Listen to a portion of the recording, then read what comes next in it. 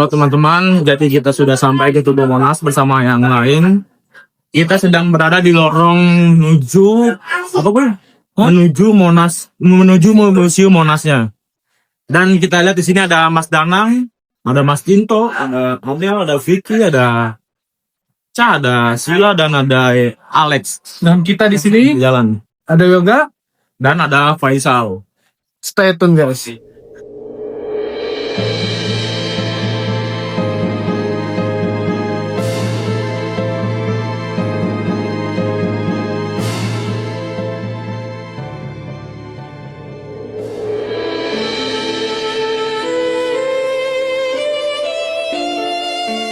Sini ada konferensi tinggi tingkat ke-10 negara-negara non-blok 1992.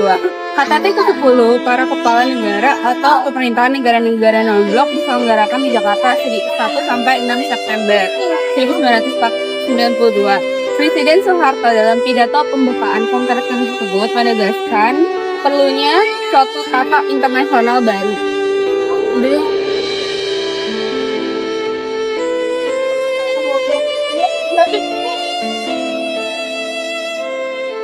Di depan saya terdapat miniatur Jenderal Sudirman 1948 yang dimana Yogyakarta, ibu kota Republik Indonesia, direbut Belanda dalam aksi militer kedua pada tanggal 19 Desember 1948 dan pimpinan pemerintahan ditangkap. Mereka dipindahkan ke Bukit Tinggi dengan membentuk pemerintahan darurat Republik Indonesia yang dimana Jenderal Sudirman sedang sakit pada saat itu. Halo Bolo, jadi di sini ada masyarakat Indonesia purba pada tahun 3000 sampai 2000 SM. Pada zaman Megalitikum sudah hidup dalam masyarakat teratur peninggalan budaya terbesar di seluruh Indonesia. Antara lain ditemukan di Pasemah, Besuki, Gilimanuk, dan Cabenge yang berkembang antara tahun 2000 SM sampai 500 SM. Hasil budaya Megalitikum yang terpenting adalah alat, serpi, menhir, dolmen, sarkofagus, kubur batu, punden, barundak, undak, dan arka. Dan bisa dilihat para bulu-bulu ini adalah merupakan gambar dari masyarakat Indonesia purba. Politik pendidikan pada zaman penjajahan tidak dapat dipisahkan dari kepentingan kolonial. Sebagai reaksi, Ki Hajar Dewantara mendirikan perguruan taman siswa di Yogyakarta yang kemudian berkembang dengan pesat sehingga mengkhawatirkan Belanda. Semangat nasionalisme sangat menjiwai kehidupan taman siswa. Pada tahun 1935 berlangsung Kongres Pendidikan Nasional yang pertama dengan tujuan hendak menggalang persatuan dan mencari perumusan tentang pendidikan yang bersifat nasional. Salam taman siswa, salam taman.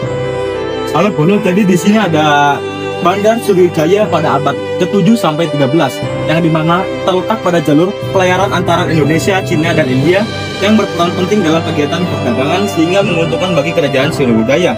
Yang dimana kapal-kapal asing banyak dilabuh dan pendeta-pendeta Buddha juga dari Cina sering singgah dan menetap untuk waktu yang lama mempelajari agama Buddha. Bandar Sriwijaya akhirnya berkembang menjadi pusat niaga dan budaya. Seperti yang Bolo lihat, ini adalah merupakan gambarnya. Yang dimana di sini ada kapal-kapal dan tubuh kapalnya, dan sini juga ada para berniaga, bukan yang tunggal. Lanjut, kapal laut. Lalu di sini ada Candi Borobudur pada tahun 824, yang dimana Borobudur didirikan oleh Raja Samaratungga dari keluarga Selendra dengan bantuan sumbangan para penganut agama Buddha secara gotong royong. Keseluruhan bangunan berbentuk stupa raksasa yang mencerminkan alam semesta. Dalam pembangunan candi, hampir 200.000 kaki ubi batu dipergunakan.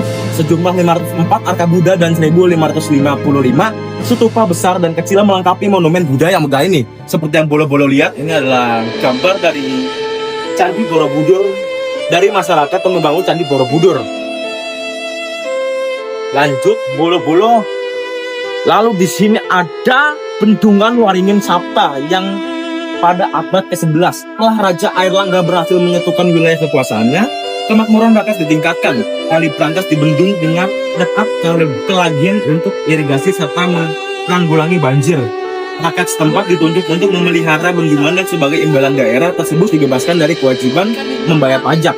Lalu akibatnya pelayaran Kali Berantas bertambah ramai dan pelabuhan Ujung Galuh menjadi pusat perdagangan antar Ada yang pulau.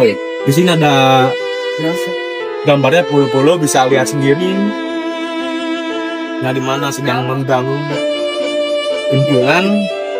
Lanjut, pulau-pulau ini adalah Candi Jawi perpaduan Sivaisme dan Buddhisme pada tahun 1292, yang dimana perpaduan ini sebagai hasil sinkretisme dapat dilihat pada Candi Jawi yang di Gunung Welirang di sebelah barat daya Pandakan. Candi ini dibangun pada masa Raja Kartanegara, raja terakhir Singasari. Puncaknya berbentuk ratna stupa. Pada bagian atas terdapat acara kuda, aksobia, dan di bagian bawahnya ada area Siva Mahadewa.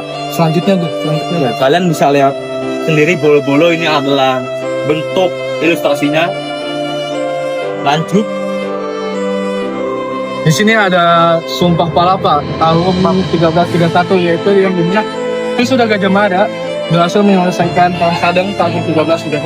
Maka membela keutuhan negara Majapahit, dia bersumpah tidak akan makan palapa sebelum Nusantara dapat disatukan. Sumpah Palapa adalah pendahulu cita-cita persatuan di Indonesia yang kemudian diperjuangkan oleh para politisi kemerdekaan sejak tahun 1908. Oke, lanjut. Di sini ada Armada Perang Majapahit pada abad ke-14. Sepeninggalan Gajah Mada, timbul kesulitan dalam pemerintahan Hayam Wuruk. Pemerintahan Indonesia berusaha untuk mempertahankan keutuhan Nusantara dengan mengambil tindakan yang ditujukan kepada kemakmuran rakyat dan keamanan wilayah-wilayah. Hal ini dibuktikan dengan langkah kuat Armada untuk menjaga keutuhan Nusantara, untuk menjaga dan mengatasi usaha pengacuan antara lain oleh armada Cina itu. Oke, lanjut. Kita di sini ada utusan Cina ke Majapahit pada tahun 1405, yang dimana sejak Majapahit mengalami zaman kecemasan, hubungan persahabatan dengan negara tetangga berlangsung dengan baik. Pengakuan terhadap kedaulatan Majapahit oleh Cina ditandai dengan kunjungan Cheng Po pada tahun 1405 yang diterima oleh Wicramawardhana. Oke, lanjut. Kita di sini udah dapat berapa menit? 4 menit. Lalu bolo, jadi di sini ada, kita bisa lihat sendiri.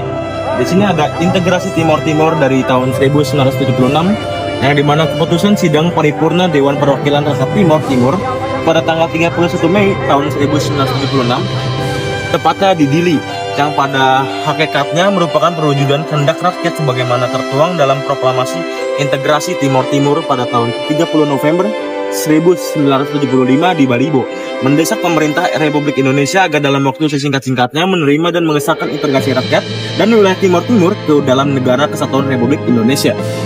Udah. Tada. Dan selanjutnya kita ada konferensi tingkat tinggi ke-10 negara-negara non-blok pada tahun 1992.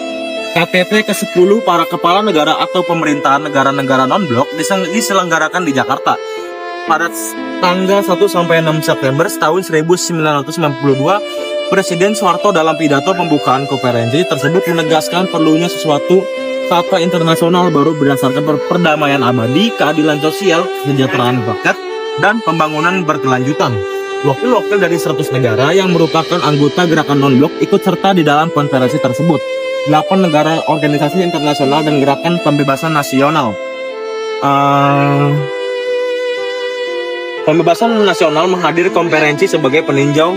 Delegasi tamu dari 22 negara ke organisasi internasional ikut hadir di dalam konferensi tersebut. Bisa lihat para pulau-pulau ini adalah gambarnya. Lalu di sini ada ondel-ondel yang berasal dari Jakarta, atau kalau zaman dulu sih nang Batavia ya. Malah zaman Batavia. Ini nang. Nggak tahu deh. Pokoknya ini ondel-ondel. Ini ada selendangnya. Dan sini ada ini apa ya nang? Rambutnya. Ya ada matanya. Ini ada hidungnya. Sini ada mulutnya. Di sini ada roknya. Lalu kita lanjut pada di sini ada monumen nasional, gambar dari zaman dahulu. Lalu di sini juga ada ondel-ondel seperti yang teman-teman polo-polo lihat. Di sini ada si merah, si cepot. Di sini ada hidungnya. Di sini ada matanya. Di sini ada rambutnya. Di sini ada sandangnya juga. Ada mulutnya juga. Dia bergigi teman bang. Polo-polo. Udah.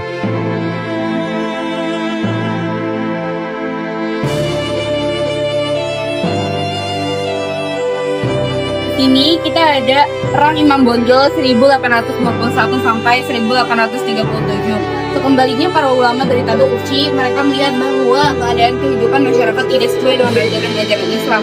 Para ulama yang dipimpin Tuanku Imam Bonjol mengadakan pembaharuan atau yang ditentang oleh kaum adat Belanda untuk memperkuat kedudukannya.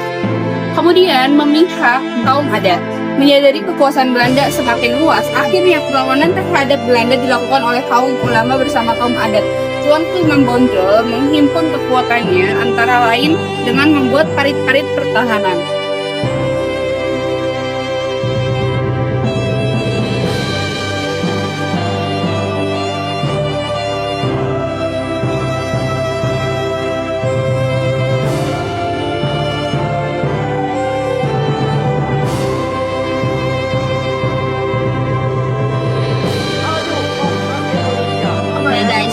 Jadi Sultan Hasanuddin membuka pelabuhan Makassar untuk negara-negara yang ingin berhubungan dagang dengan Makassar. Perkembangan Makassar dan sikap Hasanuddin yang menjalankan politik perdagangan bebas dengan negara-negara lain menimbulkan pertentangan dengan Belanda yang menjalankan monopoli perdagangan. Sehingga akhirnya timbul peperangan pada tanggal 8 sampai 9 Agustus 1668. Sultan Hasanuddin memimpin pertempuran mempertahankan benteng Sumbaopu dari serbuan Belanda. Jadi ini guys, ketika pertempuran mempertahankan benteng Sumbaopu dari serbuan Belanda, perang di Makassar. Pengesahan Pancasila dan Undang-Undang Dasar 1945. Setelah kemerdekaan Indonesia diproklamasikan, para pemimpin bangsa dengan segera menyusun tatanan kehidupan negara. Pada tanggal 18 Agustus 1945, panitia persiapan kemerdekaan Indonesia mengadakan rapat di Penjagoan, Jakarta. Rapat menghasilkan keputusan yang sangat penting mengenai petataan negara Republik Indonesia. Mensahkan Pancasila sebagai landasan falsafah negara dan Undang-Undang Dasar. Rapat juga memilih Soekarno dan Muhammad Hatta menjadi Presiden dan Wakil Presiden Republik Indonesia. Pemilihan umum pertama di Indonesia tahun 1995. Nah, pemerintah menyadari bahwa pemilihan umum harus dilaksanakan sebagai salah satu sarana demokrasi pada tahun-tahun pertama berdirinya. Dari mana Indonesia harus menghadapi musuh dengan luas sehingga pemilihan umum sulit dilaksanakan. Pemilihan umum ini dilaksanakan di seluruh Indonesia diikuti oleh 48 partai politik untuk memilih wakil-wakil rakyat di Dewan Perwakilan Rakyat tanggal 29 September tahun 1995 dan untuk memilih wakil-wakil rakyat di Dewan Konstitusi pada tanggal 15 Desember 1995.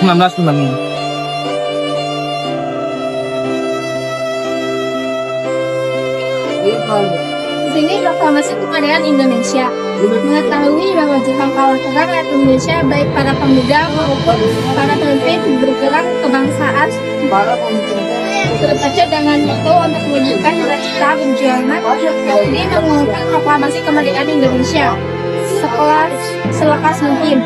Dalam pertemuan rahasia pada malam hari tanggal 16 Agustus 1945 di Jalan Imam Bonjol 1 Jakarta, proklamasi dibentukkan ditandatangani oleh Soekarno dan Muhammad Hatta pada tanggal 17 Agustus 1945. Pukul 10, Soekarno didampingi Muhammad Hatta membacakan kemerdekaan Indonesia.